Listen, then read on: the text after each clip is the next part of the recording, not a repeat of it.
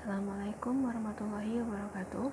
Perkenalkan, nama saya Mutiara Yanti dengan NIM 19042021 dari jurusan Ilmu Administrasi Negara Fakultas Ilmu Sosial Universitas Negeri Padang.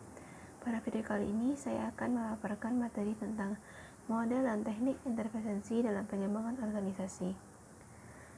Adapun pembahasannya yaitu yang pertama, pendekatan dasar intervensi, yang kedua intervensi sosial, yang ketiga intervensi kultural. Pembahasan pertama yaitu pendekatan dasar intervensi. Intervensi dalam pengembangan organisasi menurut Miftahuha, intervensi dimaksudkan untuk menetapkan cara-cara yang patut digunakan untuk merencanakan perbaikan berdasarkan masalah yang ditemukan dalam proses diagnosis dan pemberian umpan balik. Intervensi berarti keikutsertaan klien konsultan bersama-sama merencanakan proses perbaikan berdasarkan atas masalah yang dijumpai dalam proses diagnosis. Kegiatan-kegiatan tersebut dimaksudkan dalam rangka menata dan memperbaiki kembali fungsi organisasi dalam memberikan kesempatan kepada anggota organisasi untuk bekerja dalam tim ataupun mereka mengelola suatu tim serta memelihara organisasi agar tetap dapat berjalan dengan baik sesuai dengan tujuan organisasi. Arif 2011 intervensi mengembangkan organisasi adalah serangkaian kegiatan terstruktur yang di dalamnya terdapat unit-unit organisasi terpilih atau kelompok atau sasaran individu melakukan tugas secara langsung atau tidak langsung. Sasaran tugas dihubungkan dengan perbaikan organisasi. Suatu intervensi dikatakan efektif apabila terdapat informasi yang benar dan bermanfaat.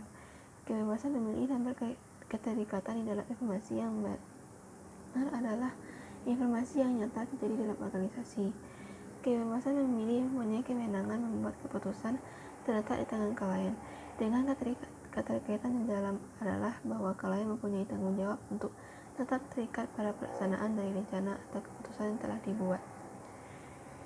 Adapun klasifikasi intervensi berdasarkan sasaran atau target yaitu pertama, human process intervention atau intervensi proses manusia yang berfokus pada organisasi dalam organisasi dan proses melalui nama anggota organisasi mencapai tujuan organisasi. Yang kedua itu teknostruktural intervention, yaitu intervensi teknostruktural berfokus pada perubahan struktur dan desain organisasi atau berfokus pada peningkatan teknologi organisasi dan struktur.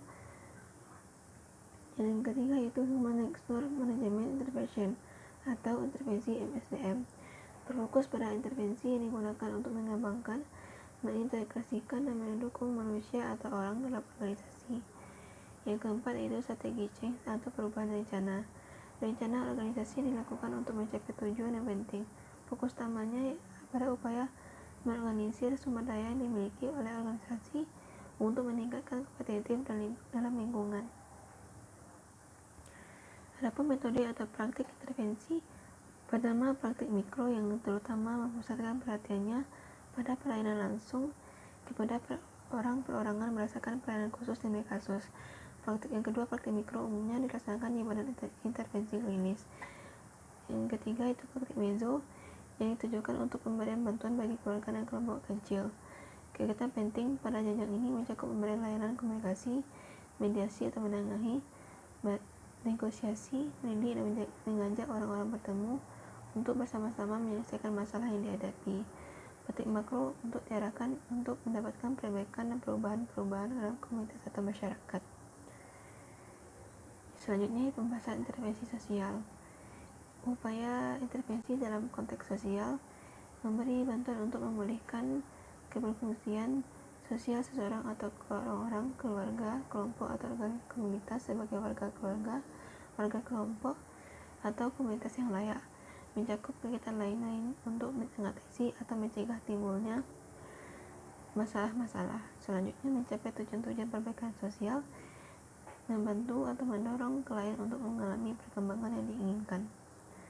Adapun tujuan intervensi sosial adalah yang pertama, bersifat kuratif dan korektif.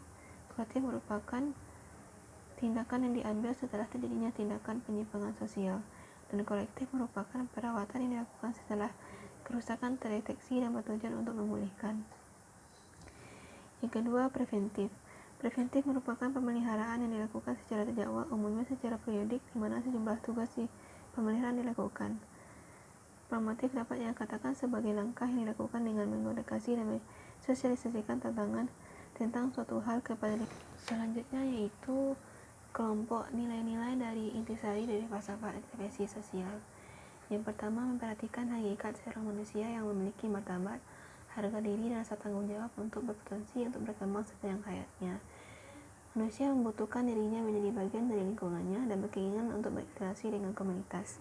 Terdapat kebutuhan yang umum pada setiap orang, namun manusia itu unik dan berbeda dari yang lain. Yang kedua, memperhatikan kewajiban masyarakat terhadap warganya. Masyarakat berkewajiban untuk menyediakan kesempatan untuk pertumbuhan dan perkembangan, dan menyediakan sumber daya layanan bantuan untuk menolong warganya dalam mencukupi kebutuhannya dan untuk mencegah terjadinya masalah sosial. Warga diberi kesempatan yang sama untuk menerima tanggung jawab sosial dan berpartisipasi dalam memberikan corak perkembangan masyarakat. Yang ketiga, itu tantangan yang mengatur perlakuan terhadap individu. Seorang individu selayaknya diperlakukan sebagai warga masyarakat. Yang keempat, kewajiban masyarakat terhadap warganya.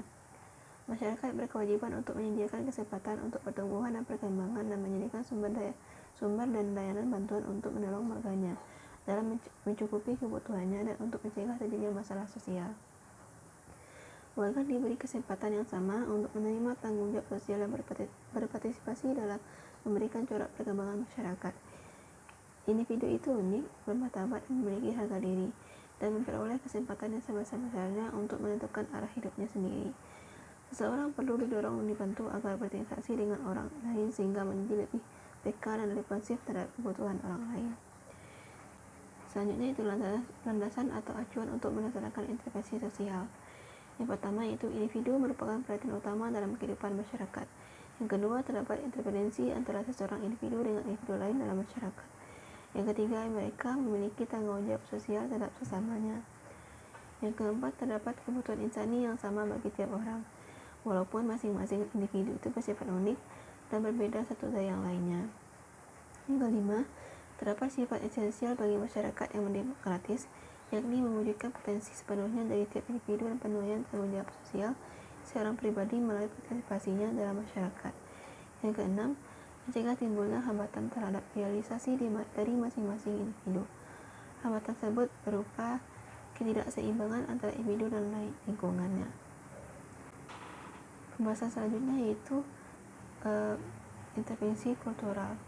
Pengertian kultur yaitu kultur merupakan pengetahuan yang dipelajari dan disebarkan mengenai kultur tertentu dengan nilai, kepercayaan, aturan perilaku, dan praktek gaya hidup yang menjadi acuan bagi kelompok tertentu dengan berpikir dan bertindak sedangkan cara yang terpola.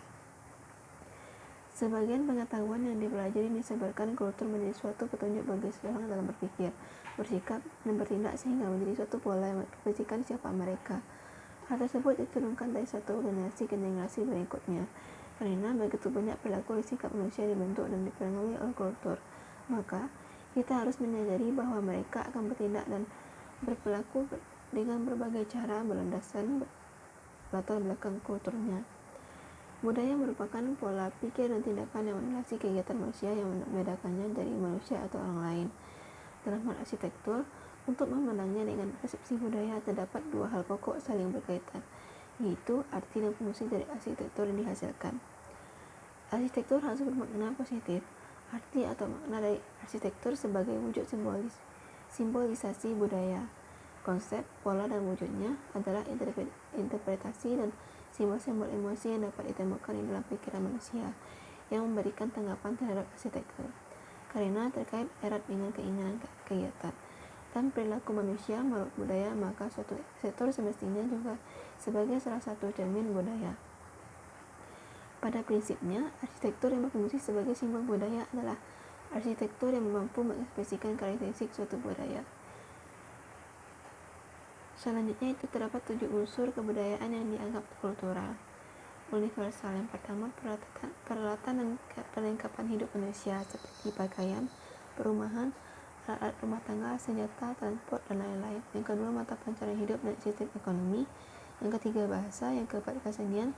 Yang kelima, sistem pengetahuan. Yang keenam, religi atau sistem kepercayaan. Baiklah, sekian dari pemaparan materi dari saya. Mohon maaf terdapat kesalahan dan kekurangan. Saya sudahi dengan Assalamualaikum warahmatullahi wabarakatuh.